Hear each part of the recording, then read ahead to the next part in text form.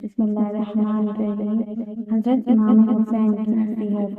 آپ اونٹ پر سوار ہوئے اور یزیدی فوج کے سامنے آئے اور اللہ رسول کی تعریف بیان کی۔ پھر فرمایا، اے کوفیوں، تم جانتے ہو کہ میں کون ہوں اور کس کی اولاد ہوں؟ ذرا سوچو تو کیا میرا قتل کرنا مناسب ہے؟ کیا میں تمہارے رسول کا نواسہ نہیں ہوں جن کا تم کلمہ پڑھتے ہو؟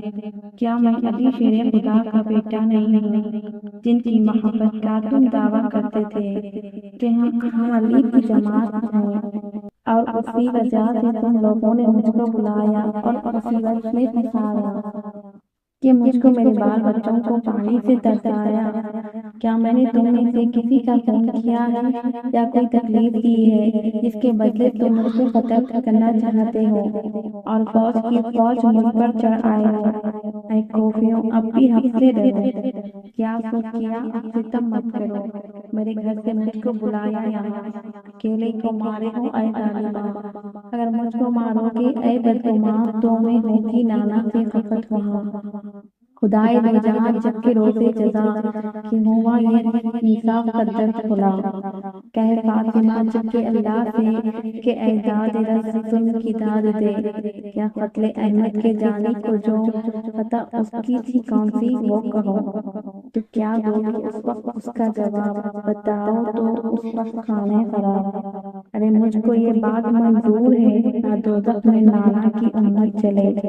جو کہنے کا حق تھا وہ سب کہہ دیا، ہدایت تھی منظور اے اشقیا۔ جو سمجھو تو اب بھی نہیں کچھ گیا، ڈرو خیر سے اللہ کے عشق دیا۔ افسوس افسوس وہ لوگ ایسے ظالم اور بے رحم تھے کہ کسی بات کا بھی لحاظ نہ کیا اور نہ کوئی جواب دیا۔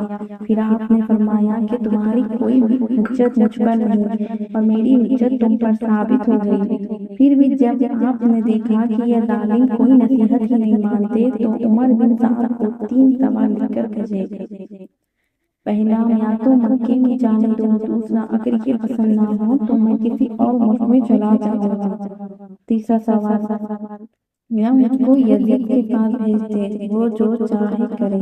ابن سعد نے جواب دیا کہ میں بن زیاد سے پوچھتا ہوں، وہ جو کہے گا اس پر عمل کروں گا۔ سوال بھیجے گئے۔ ابن زیاد نے جواب دیا، اے ابن سعد، خبردار، ہم نے تجھ کو لڑنے کے لیے بھیجا ہے یا صلح کرنے کے لیے؟ جب وہ یزید کی بات نہیں کرتے تو سوائے لڑائی کے اور کیا ہے؟ تو ان کی بات نہ سن۔ اگر حکم میں دے گی تو میں تجھ کو حکومت سے الگ کر دوں گا۔ ابن سعد نے آپ کو یہ حکم سنا دیا کہ تو بیعت کر ورنہ لڑائی تیار ہے۔ پھر آپ نے اپنے ساتھیوں سے فرمایا، خیمے کے چاروں طرف خندق بناؤ اور اس میں آگ جلا دو کہ کوئی ظالم خیمے میں نہ جائے۔ اور آپ گھوڑے پر سوار ہوئے اور اپنے فدائیوں کی صف درست کی اور فرمایا